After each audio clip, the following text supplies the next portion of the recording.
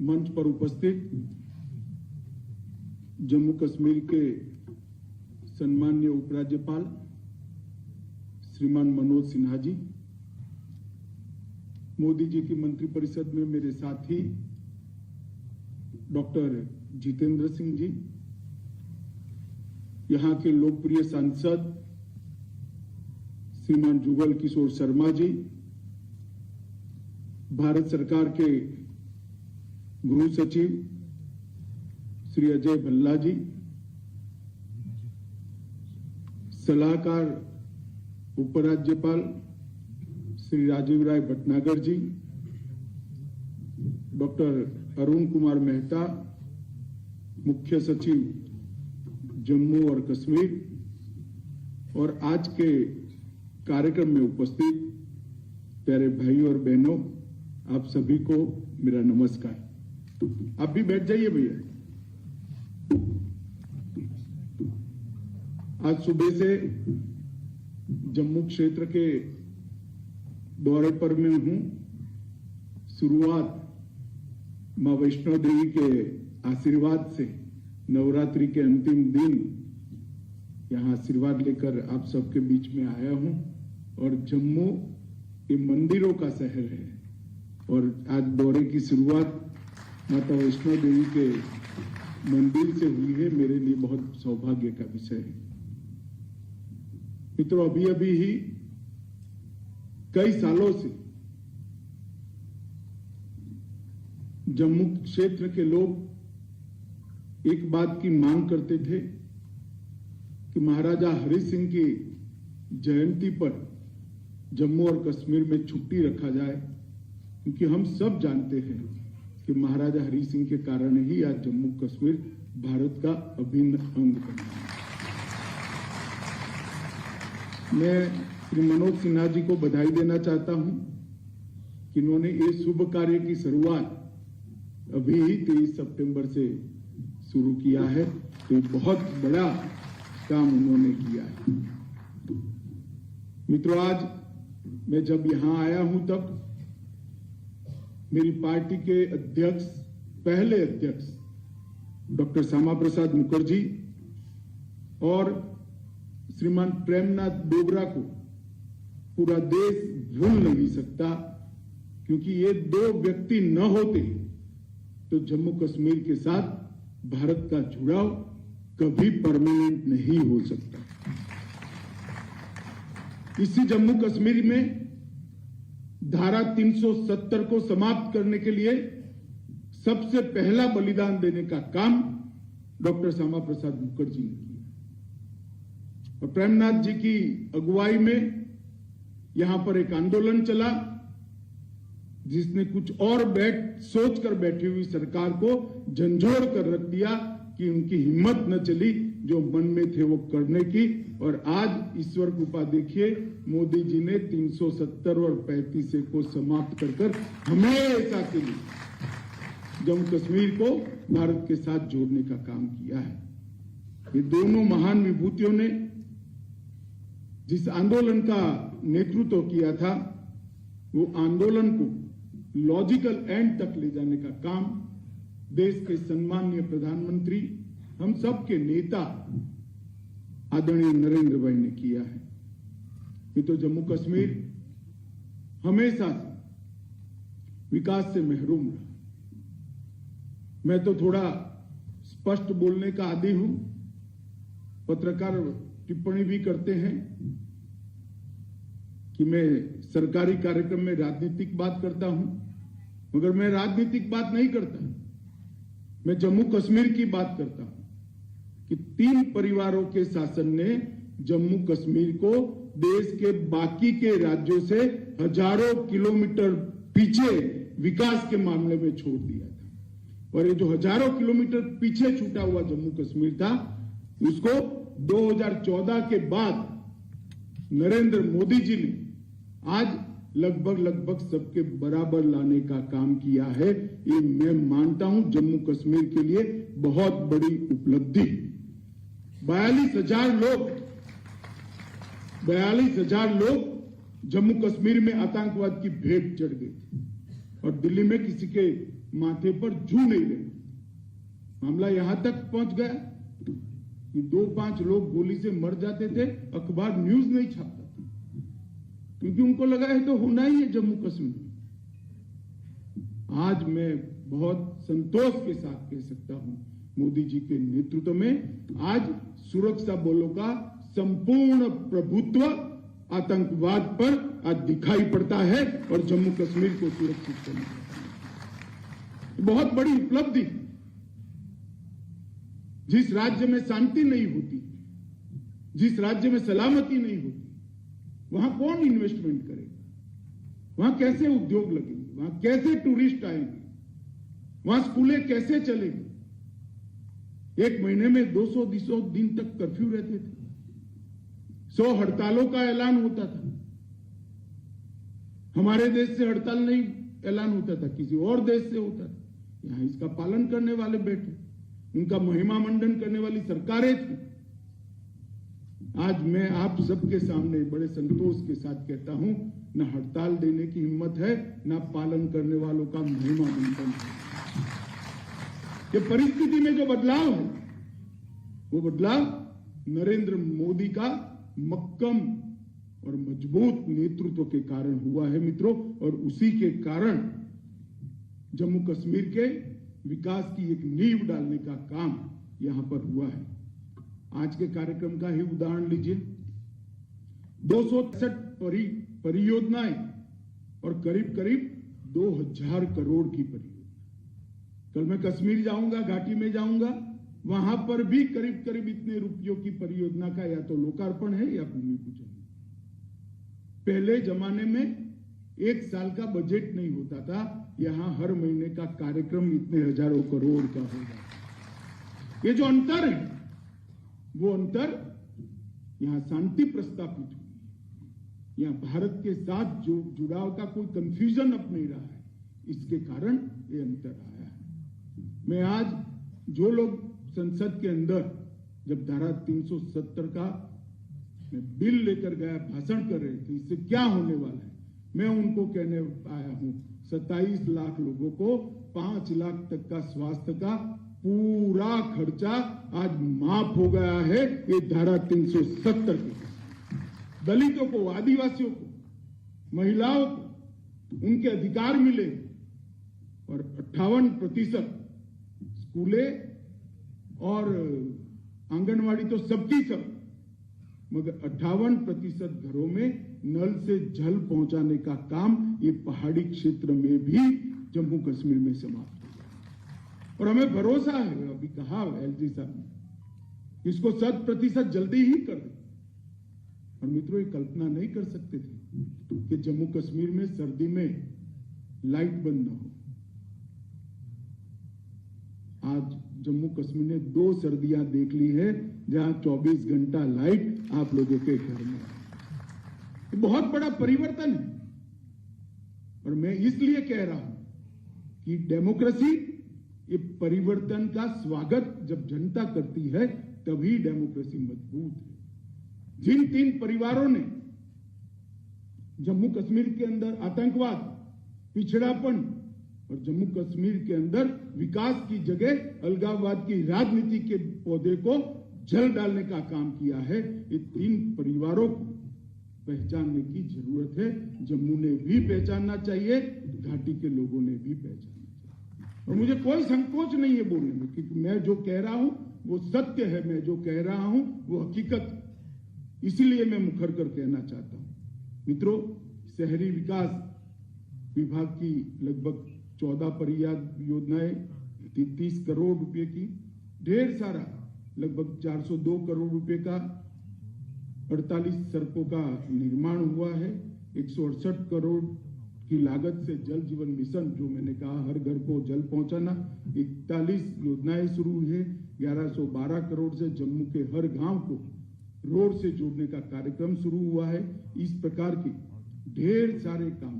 इसके साथ साथ ई पासबुक, मैं आश्चर्यचकित हूं, जम्मू कश्मीर के अंदर अपनी प्रॉपर्टी का दस्तावेज आप ऑनलाइन प्राप्त कर सकते हो, किसी को 10 रुपया भी देने की जरूरत नहीं है। मित्रों, ये बहुत बड़ी प्रशासन की उपलब्धि है।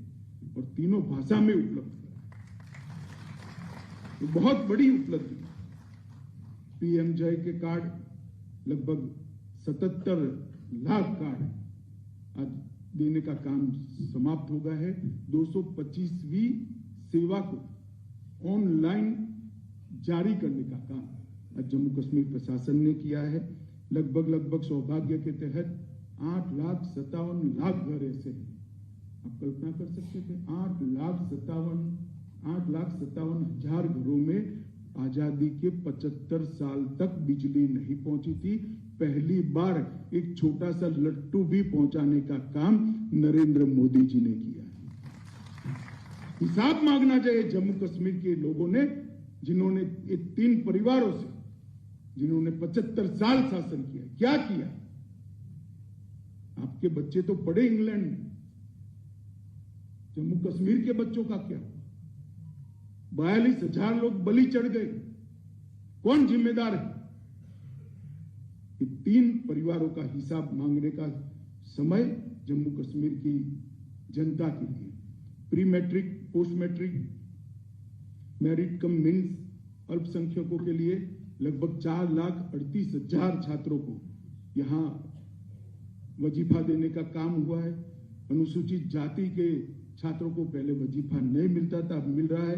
लगभग 8,000 पहले गत साल था, 8,000 से छलांग लगाकर 23,000 तक पहुंचा है। करीब 5 लाख छात्र वजीफा लेकर अपनी पढ़ाई करेंगे। मैं इसलिए बताता हूं कि जो कहते थे कि 370 जाने से क्या हुआ, ये इसका जवाब है।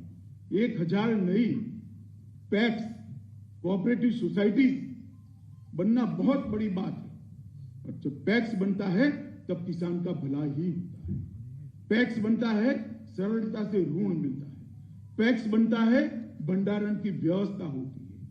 पैक्स बनता है, मार्केटिंग की व्यवस्था होती है और किसान के उपज को अच्छा रेट मिलता है।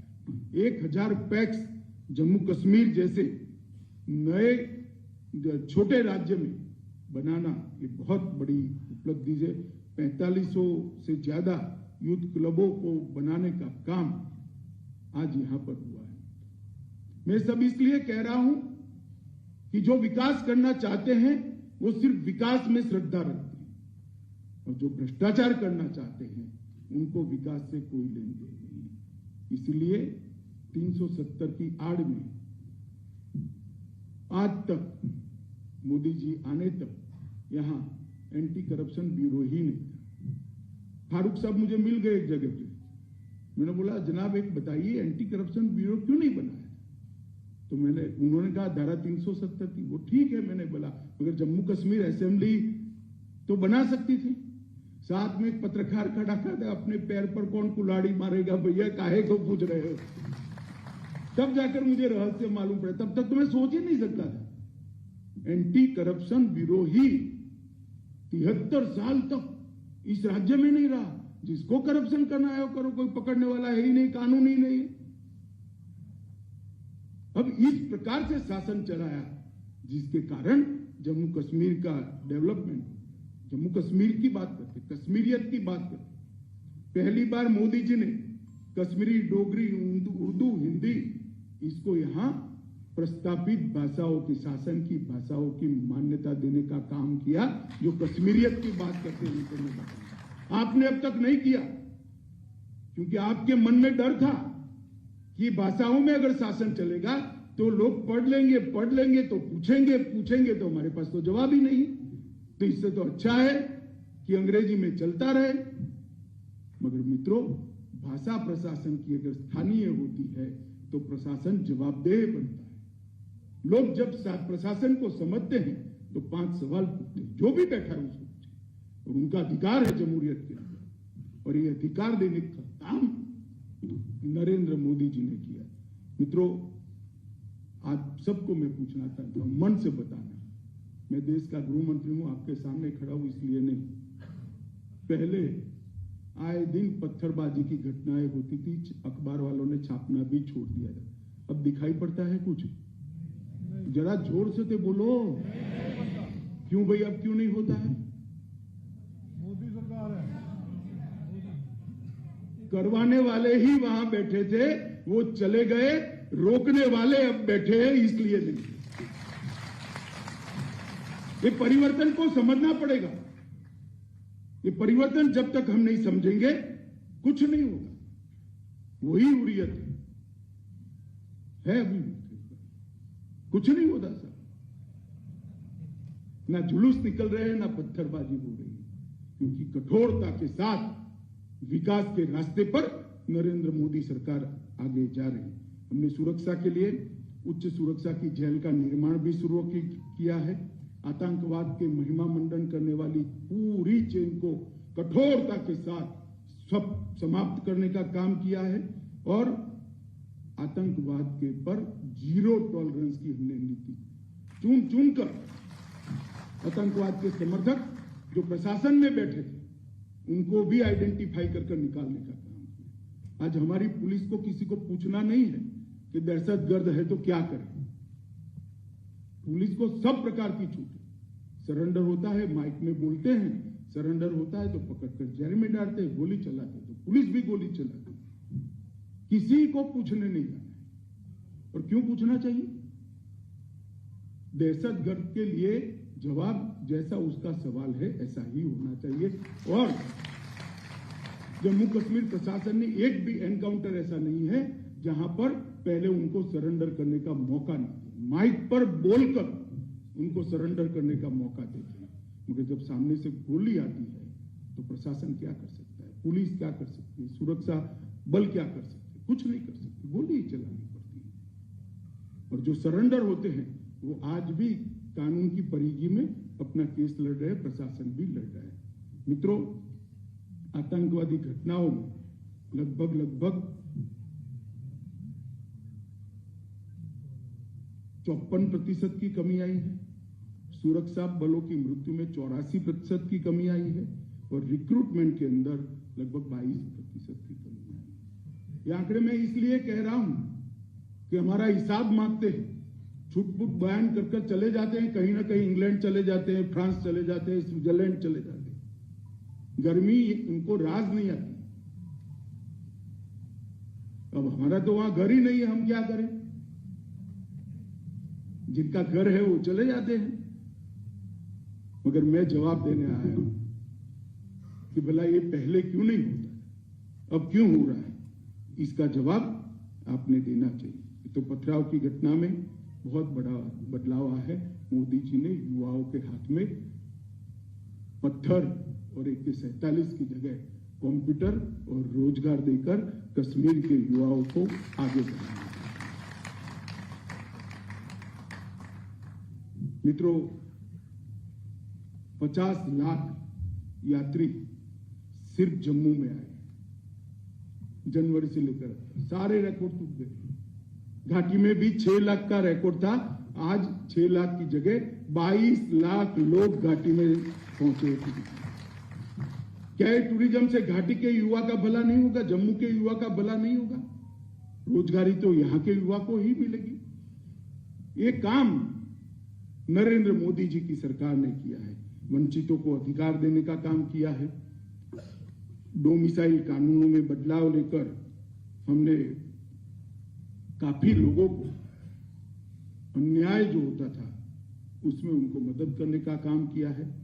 प्रवासी और शरणार्थियों का पुनर्वसन का भी काम किया है और लगभग 5300 परिवार को 5 लाख तक की 5.5 लाख तक की सहायता भी नरेंद्र मोदी सरकार ने करी।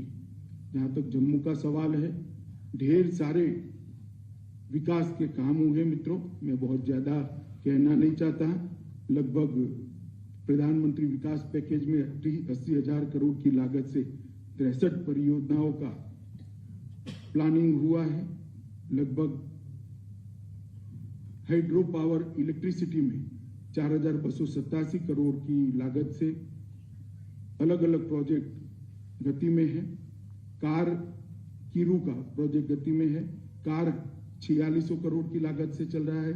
शाहपुर कुंडी 2793 करोड़ की लागत से होगा और 11,908 करोड़ का ऊर्ज बिजली का योजना भी अब हम शुरू करने जा रहे हैं। मित्रों, इतना सारा विकास का काम पहले किसी ने नहीं किया जो नरेंद्र मोदी जी ने किया है। और औद्योगिक विकास के लिए मैं कहना चाहता हूं कि 2020 के पहले 47 से 2020 तक 15,000 करोड़ का इन्वेस्टमेंट आया था। अब तक मैं आज 2020 से 22 तक की बात करता हूं, 2 साल में 56,000 करोड़ रुपए का इन्वेस्टमेंट। आज ही मेरे हाथ से कोई कारखाने का उद्घाटन कराया। 56,000 करोड़ का इन्वेस्टमेंट जम्मू कश्मीर में आना और उसके लिए जम्मू कश्मीर के बच्चों को रोजगार के लिए तैयार करना। IIM भी आया है, IIT भी आया है, एम्स भी आया है, ढेर सारे नीट भी आया है और जम्मू और कश्मीर दोनों जगह गए। ढेर सारे युवाओं को हायर एजुकेशन का इंफ्रास्ट्रक्चर पूरा करने का काम नरेंद्र मोदी जी ने भी किया है। मैं इसलिए ये बात आपको कहना चाहता हूं कि हम सिर्फ वादे करने वाले लोग नहीं हैं। हम करप्शन को समाप्त करना चाहते हैं, हम टेररिज्म को समाप्त करना चाहते हैं, साथ ही साथ विकास कर कर जम्मू कश्मीर को पूरे देश में विकास की दौड़ पर नंबर 1 का राज्य भी बने। और यह हमारा कमिटमेंट, उस दिशा में नरेंद्र मोदी सरकार जा रही है। मित्रों, ढेर सारा काम है, मैं ज्यादा बोलना नहीं चाहता, मगर मेरा आप सबसे एक निवेदन है कि सरकार ने जो कुछ किया है उसको खुली आंख से जरा देखिएगा,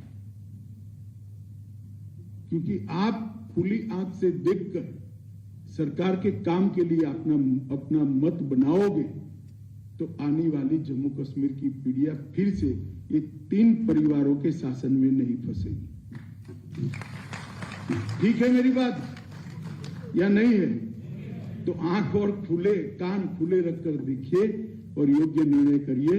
आप सबका बहुत बहुत धन्यवाद करके मेरी बात को समाप्त करता हूं। वंदे मातरम, भारत माता की जय।